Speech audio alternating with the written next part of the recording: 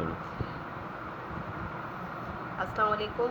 इससे पहले वाले वीडियो के अंदर हमने आपको ये जो टॉपिक स्टार्ट कराया था वेव्स के हवाले से, उसका हाफ टॉपिक तो हमने आपको एक्सप्लेन कर दिया था कि वेव्स क्या होती हैं, किस तरह से वर्क कर रही होती हैं। उसमें कुछ पॉइंट्स थे, कुछ टर्म्स थे जो गिवन थे, जो मैंने आपसे कहा था कि मैं इसको आगे आने वाले वीडियो में आपको बताऊँगी। जिसमें सबसे पहले हम पढ़ेंगे ऑसिलेशन।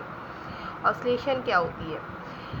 से ये एक रेगुलर वेरिएशन होती है। वेरिएशन कहते हैं चेंज को, किसी भी मैग्नीट्यूड और पोजीशन के दरमियान अबाउट अ सेंट्रल पॉइंट, यानी किसी भी चीज़ का एक सेंट्रल पॉइंट है, उसके दरमियान जो वेरिएशन होती है, उसके मैग्नीट्यूड या उसकी पोजीशन के दरमियान जो एक रेगुलर यानी बाकायदा तौर पे जो चेंजेस आ रही होती हैं, खासकर जो इलेक्ट्रिक करंट और वोल्टेज में आती है, उसे कहते हैं ऑसिलेशन। जैसे सिंपल सी एग्जांपल है, जब हम लोग स्विच बंद करते हैं तो आपको पता है कि वो जो वेव्स होती हैं जिसकी वजह से लाइट ट्रैवल करती है, लाइट ट्रैवल करती है ना स्ट्रेट लाइन, तो आपको अच्छे तरीके से पता है कि वहाँ पर वो करंट क्या होता है, स्टॉप हो जाता है। और जब कभी आप उस स्विच को ऑन करते हैं तो क्या होता है, वो मूवमेंट में आते हैं इलेक्ट्रॉन्स, और इसके नतीजे में आपको इलेक्ट्रिक करंट नज़र आता ही। आप देखते हो कि भाई इलेक्ट्रिक करंट की सप्लाई होती है, तो ये कहलाता है हमारा ऑसिलेशन। अगर इसको आम अल्फाज में कहा जाए ना, तो ये क्या है कि ये एक रिपीटेड वेरिएशन है, यानी बार बार हो रही है अपने सेंट्रल वैल्यू से, इसे हम कहते हैं ऑसिलेशन। इसके बाद आते हैं लॉन्गिट्यूडनल ऑसिलेशन। ये इसकी दो ब्रॉड कैटेगरीज है। इसकी एग्जांपल बड़ी रियल है जो हमें नज़र आती है। लॉन्गिट्यूडनल ऑसिलेशन क्या होती है, उसके अंदर क्या होता है, जो पार्टिकल्स होते हैं हमारे, the where the particle are displace parallel to the wave, parallel होते हैं वेव्स के। जो भी वेव्स हमारी बन रही होती है ना, आपको पता है आपकी बुक में डायग्राम भी गिवन है, वेव्स बन रही होती है उसके पैरेलल होते हैं, ठीक है ना। पैरेलल का मतलब बराबर बराबर जो है वो ट्रेवल कर रहे होते हैं। अब अगर इसकी एग्जांपल देख लें, जैसे साउंड वेव्स है, अल्ट्रासाउंड वेव्स हैं, these are all related to the longitudinal oscillation because the particle of these are displace parallel to the wave direction. सही, तो ये तमाम तर एग्जांपल जो है हमारे पास किसकी है, लॉन्गिट्यूडनल ऑसिलेशन की। इसके बाद यहाँ मैं ट्रांसवर्स ऑसिलेशन के हवाले से बात करूँगी, ये इसका अपोजिट है। इसके अंदर क्या होता है, all the points on a wave oscillate along the path at the right angle to the direction of a waves. सही, अब यहाँ पे क्या होता है, जैसे वेव्स एडवांस है, जैसे लाइट वेव्स हैं हमारी, अब अगर हम इनकी और इनकी देखें ना, ये तो पैरेलल मूव कर रहा है और ये पैरेलल मूव नहीं कर रहा है। अब जैसे हमने अभी आपसे बात की कि गिटार स्ट्रिंग करता है, आप देखते हैं ना गिटार, जब हम लोग ज़रा से भी इस पर टचिंग करते हैं तो गिटार में से आवाज़ आना शुरू हो जाती है, तो उसके अंदर जो साउंड वेव बनती है, this is the example of longitudinal oscillation.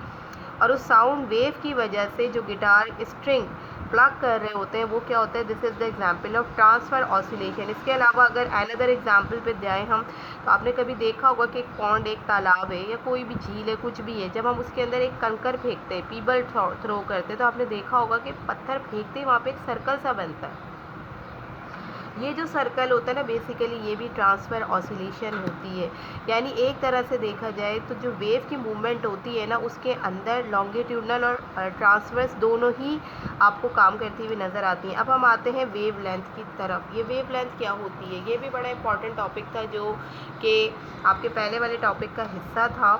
तो वेव लेंथ हमारे पास क्या होती है, बेसिकली ये एक डिस्टेंस होता है जो एक identical points in the adjacent side of A wave from a signal propagated in a space along a wire. यानी एक तरह से देखा जाए ना, तो ये एक आइडेंटिकल पॉइंट होता है जो भी वेव्स हमारी मूव कर रही हैं, और इसको कैलकुलेट करने का फॉर्मूला भी होता है कि लैम्डा बराबर होता है v upon F. Lambda stand for wave length. जब कभी आपको वेव लेंथ निकालनी होगी तो उसको हम लैम्डा से शो करते हैं, ये निशान होता है लैम्डा का, ठीक है। v स्टैंड फॉर वेलोसिटी और f स्टैंड फॉर फ्रीक्वेंसी, यानी किस रफ्तार से जो है वो हमारी वेव्स जो है वो मूव कर रही हैं, तो वो कहलाता है हमारा वेव लेंथ। अब हम बात करते हैं फ्रीक्वेंसी की तरह। ये वो रेट होता है जिस पे करंट चेंज करता है अपनी डायरेक्शन पर सेकंड यूनिट के हवाले से, सही है ना, यानी मिनटों में, यानी सेकंड्स के हवाले से इसका जो यूनिट है हमारे पास वो क्या है, हैजर्ड्स, एच जेड से इसको जाहिर कर दें। फिर रिपीट कर रही हूँ, वो रेट जिसके ऊपर करंट चेंज करता है डायरेक्शन पर सेकेंड के अंदर, यानी पर सेकंड अपनी डायरेक्शन चेंज कर रहा है, उसे हम कहते हैं फ्रीक्वेंसी। एफ से इसको इंडिकेट करते हैं, इसका यूनिट हैजर्ड्स होता है, एच जेड से इसको इंडिकेट किया जाता है।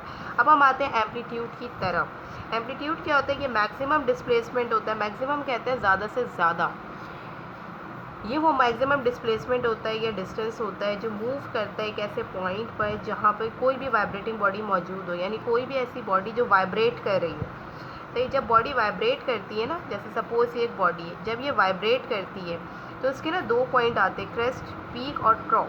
ये क्या होता है, अगर वेव्स टू द टॉप हो तो पीक या क्रेस्ट कहलाता है, अगर टू द टॉप हो यानी ऊपर की तरफ हो, बॉटम की तरफ हो वेव टू द बॉटम तो ये ट्रॉ कहलाता है। तो कहने का मतलब ये कि जो एम्पलीट्यूड है हमारे पास ये मैक्सिमम डिस्प्ले, और अगर हमें कभी एम्पलीट्यूड मेजर करना हो ना तो वो उसका इक्विलिब्रियम पोजीशन होता है। तो ये वो सारी टर्म्स थी, ये वो सारे कॉन्सेप्ट थे जो कि वेव ट्रैवलिंग के अंदर जो थे हमारे लास्ट वीडियो में रह गए थे, तो हमने स्पेशली इसको इस वाली वीडियो में कंडक्ट किया है। और इससे रिलेटेड, अब वेव से रिलेटेड जितने भी टॉपिक थे वो यहाँ तक कंप्लीट हो गए। इसके बाद आपने हमें शो किया था कि लाइट क्या होती है। अब हम इधर आएंगे। लाइट देखें बेसिकली क्या है हमारे पास, light is a form of energy. Light भी एक फॉर्म ऑफ एनर्जी है। लाइट के बारे में समटाइम ये कहा जाता है कि एक ऐसी eye, the eyes are the window to the soul. ये एक बहुत फेमस लाइन है इसके हवाले से कि जो हमारी आँखें होती है ना, ये हमारी एक तरह की खिड़की जिससे जो हमें सब कुछ देख के दिखाती है। Perhaps this expression reflects the importance of the humanity of the relationship between what we see and who we are. Basically ये क्या है, ये एक रिलेशनशिप बनाती है जो हमें दिखाती है कि हम क्या देखेंगे और हम हैं क्या। इसके हवाले से इन्होंने यहाँ पे एक सिंपल, जैसे हमारी आई है, ठीक है ना, यहाँ पे इन्होंने लिखा है न्यूक्लियस जो होता है पिन होल होता है, ओवरकम लाइट सेंसिटिव सेल, जिसके अंदर एक ऐसे सेंसिटिव सेल्स मौजूद होते हैं जिसकी वजह से हम 2C हम देख सकते हैं। आपको पता है ना, ह्यूमन ऑर्गन्स में हमारे पास ह्यूमन आई जो होता है ये एक ऐसा सेंस है जिसकी मदद से हम देख सकते हैं। यूरोप के अंदर 18वीं सदी के अंदर, इसके अलावा यूरोप में, रोमन में बहुत सारी हिस्ट्रीज की मौजूद है। तो अल्टीमेटली अब हम यहाँ बात करते हैं कैमरा ऑब्स्क्यूरा के हवाले से। ये इसका बिल्कुल ओल्ड वर्जन था। उसमें होता था क्या था कि एक डार्क कमरा होता था और उसमें एक होल सुराख बना दिया जाता था, ये लेंस लगा दिया जाता था, फिर वहाँ पे लाइट को प्रोपिगेट किया जाता था, तो आपका कुछ इमेज जो है वो नज़र आता था। प्रोजेक्टर, जिसे हम आजकल प्रोजेक्टर कहते हैं ना, ये उस दौर में भी था। जैसे आपने देखा होगा फिल्म जब तस्वीरें खींची जाती थी तो एक हमारे पास कुछ रेज होती थी, अब उनको डालते थे ना तो वो एक्सरे की फिल्म नज़र आती थी। यही चीज़ आजकल अगर हम देखें फ़ोटोकॉपी की शक्ल में हमें नज़र आती है। हम प्रिंट कॉपी निकालते हैं, हम पिक्स निकाल रहे होते हैं, तो बेसिकली इसका जो इनिशियल लेवल है वो वही सारी चीज़ें। आज हम लोग कितने स्मार्ट कैमरे इस्तेमाल कर रहे हैं, कितनी सारी चीज़ें इस्तेमाल कर रहे हैं, लेकिन वहाँ पे जितना भी सब कुछ हो रहा है, लाइट की जितनी भी मूवमेंट्स हो रही हैं, सही है ना, थ्रू द वेव्स होती है।